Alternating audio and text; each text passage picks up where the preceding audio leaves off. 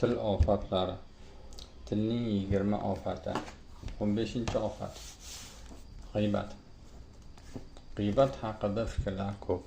Keling gapni g'iybatni mazamati xususida kelgan dalillardan boshlaylik.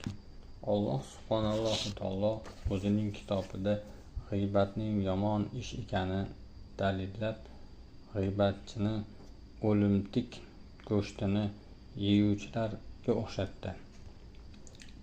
Ayrimlaringiz ayrimlarini g'iybat qilmasin. Sizlardan biror kishi o'zining o'lgan birodarini go'shtini yeyishni yaxshi ko'rurmi? Qo'shiqchida Hujurat 12. Payg'ambar alayhissalom aytadilar: har bir musulmonning qoni, moli va or-nomusi boshqa musulmonga haromdir. Qo'shiqchida Sahihi Muslim. Qo'shiqchida ya'ni har bir musulmonga boshqa musulmonning qonini nohaq to'kish, moliga tajovuz qilish va or-nomusini toptash haromdir. Qo'shiq qiladi. Payg'ambar alayhissalom dedilar: bir-biringizga hasad qilmanglar, nafratlanmanglar, haddan oshmanglar, tortishmanglar. Birovingiz birovingizni g'iybat qilmasin. Allohning ahli, birodar bandalari bo'linglar. Qo'shiqchida Muttafaqun alayh. Qo'shiq qiladi. Jobir va Abu Saiddan rivoyat qilinadi: g'iybatdan saqlaning, chunki g'iybat zinodan ham og'irroq. Kishi zino qilib qo'ysa-yu tavba etsa, Alloh subhanalloh uning tavbasini qabul qiladi. G'iybat qilgan kishini esa to g'iybat qilingan kishi kechirmaguncha Alloh kechirmaydi. Qo'shiqchida Ibn Abu Dunyo rivoyati. Annos deydi: Rasul Akram aytdilar: bir kecha sayr qilar ekanman, tirnoqlari bilan yuzlarini timdalayotgan odamlar yonimdan o'tdi. Shunda: ular kimlar, ey Jabroil? deya so'radim. Ular odamlarni g'iybat qiladigan va or-nomusini toptaydigan kishilardandir, dedi Jabroil. Qo'shiqchida Musnadi Dovud. Salim ibn Jobir deydi: Payg'ambar alayhissalom huzurlariga bordim va menga bir yaxshilik o'rgating, u bilan manfaatlanay dedim. Qo'shiqchida yaxshilikning kichigi yo'q bas. Qo'shiqladi. Yaxshilikdan birontasini arzimas deb bilma. Garchi suv so'rovchining idishiga chelagidan suv quyib bersa ham, garchi birodaringga achchiq chehra bilan yuzlanib bo'lsa ham, agar u orqaga o'girilib ketsa, zinhor uni g'iybat qilma. Qo'shiqchida Ahmad rivoyat.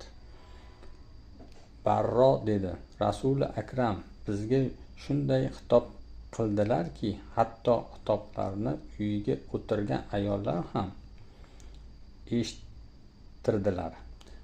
Ey tilda iymon keltirib, qalbida iymon keltirmaganlar jamoasi, musulmonlarni g'iybat qilmanglar va ularning aybini ochmanglar. Kimki birodarlarini aybini ochsa, Alloh uning aybini ochadi. Alloh kimni aybini ochsa, uyining ichida uni sharmanda qiladi. Abu Dovud rivoyati. Aytilishicha, Alloh taolo Muso alayhissalomga shunday vahiy qildi: jannatga oxirida kiruvchi kishi o'limidan oldin g'iybatdan tavba qilishga ulgurib qolgan odamdir. so'zlab qo'ygan g'iybatdan tavba qilolmasdan o'lgan odam esa do'zaxga kirguvchilarning avvalgisidir. Annas aytadi, Rasuli akram odamlarga bir kunlik ro'za tutishni buyurdi. To izn berilmagunicha birortangiz ro'zasini ochmasin dedilar. Odamlar ro'za tutishdi. Kech kirgach bir kishi kelib, ey Allohning rasuli, ro'za edim, endi iftor qilishga ruxsat bering dedi. Rasuli akram unga izn berdilar. Shu tarzda har bir ro'zador birin-ketin kelib iftor qilishga ruxsat olishdi. Keyin bittasi kelib, ey Allohning rasuli, ahlingizdan ikkita ro'zador kishi ham kelishdi. Huzuringizga kirishdan tortinishyapti. Ularning iftor qilishlariga izn bering. Rasuli akram u kishilardan yuzlarini o'girdilar. U kishi yana keldi. Rasuli akram undan yuzlarini o'girdilar. 3-marta kelganida Rasuli akram unga, u ikkisi ro'za tutishmadi. Axir kuppa kunduz odamlarni go'shtini yegan kishi qanday ro'zador bo'lsin? Bor ikkalasiga ayt, agar ro'zador bo'lsangiz qayd qilishsin dedilar. Ular qayd qilishgan edi. Har biridan lahta qon tushdi. Haligi kishi bu xabarini Rasuli akramga yetkazdi.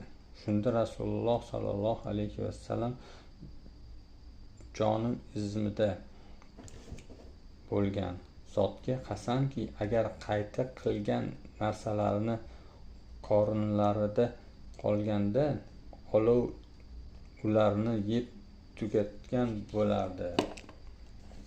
Ibn Abu Dunyo rivoyati. Boshqa rivoyatda keladi. Payg'ambar sallallohu alayhi vasallam haligi kishidan yuz o'girgach, u ey Allohning rasuli, Allohga qasamki, u ikkisi o'ldi yoki o'lishga oz qoldi dedi. Shunda payg'ambar alayhissalom ikkalasini huzurimga keltiring dedilar. Kelishgach Rasuli akram ularni qo'ydi va bittasiga qayd qil buyurdilar. U qon va yiring qusdi, hatto idish to'ldi. Keyingisi bilan ham shu holat takrorlandi. So'ngra Rasuli akram dedilar, bular Alloh ularga halol qilgan narsalardan ro'za tutishib, Alloh ularga harom qilgan narsa bilan iftorlik qilishdi. O'zaro suhbat qilishdi. Keyin odamlarni go'shtini yeya boshlashdi. Ahmad rivoyati. Annas dedi, Rasululloh sallallohu alayhi vasallam bizga xutba o'qidilar. Keyin riboni og'ir gunoh ekanini eslatdilar.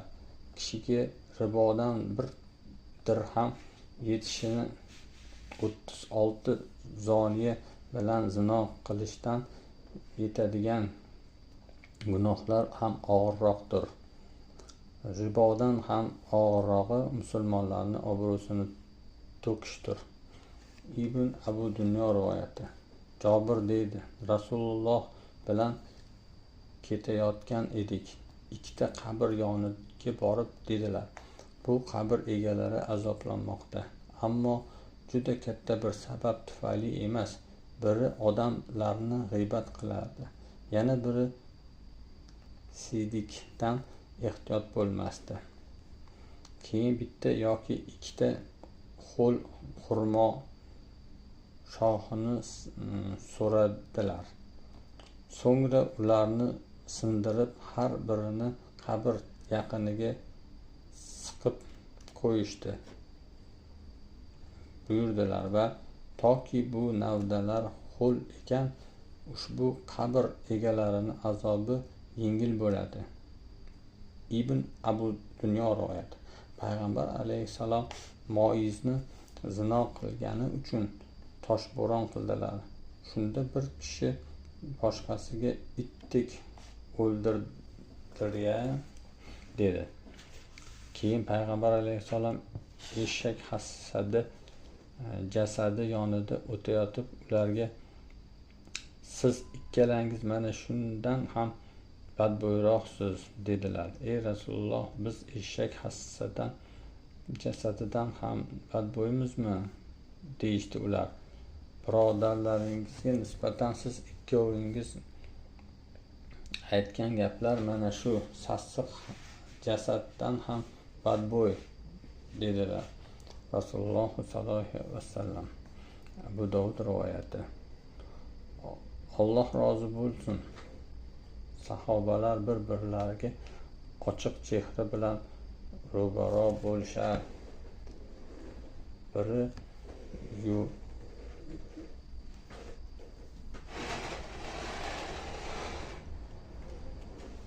yig'di, boshqasi uni g'iybat qilmas va buni amallarini eng afzali deb bilishar. Aksini esa munofiqlar odati deb hisoblanishar edi. Abu Hurayra dedi, kimki bu dunyoda birodarlarini go'shtini yesa, oxiratda yegani uni yaqin keltirilib tirigida qanday yegan bo'lsa ol, endi o'ligida ham ye deyiladi unga. Rivoyat qilinadi, 2 kishi masjid eshigi oldida o'tirgan edi. Ularning yonida bir xunasa kishi o'tirib oldi. Ular o'tirgan joyini tark etib, bu yerda undan nimadir qoldi deyishdi. Keyin namozga iqomat aytdilar. Ular odamlar bilan namoz o'qishdi. Bo'lib o'tgan gap so'z Atto ibn Rahobga borib yetdi. Atto u ikkovini chaqirtirib nima bo'lganini so'radi. So'ng ularga qayta tahorat olib namozni yangidan o'qishni, agar ro'zador bo'lsalar ro'zalarini qaytadan tutishni buyurdilar. Qiyoda dedi. Aytilishicha, qabr azobi 3 qism, biri g'iybat, biri chaqimchilik, biri siylikdan ehtiyot bo'lmaslik tufaylidir. Hasan Basriy dedi, Allohga qasamki, g'iybat mo'min kishini diniga, taom jasadga yeganidan ham tezroq ta'sir qiladi. Ulug'lardan biri deydi, o'tganlar hayotini idrok etib bildiki, ular odamlarni sha'niga tegib qo'yishdan saqlanishni muhimroq ibodat deb sanalganlar. Ibn Abbos dedi, qachon do'stingiz ayblarini eslatmoqchi bo'lsangiz, shu zahotda o'z ayblaringizni esga ol.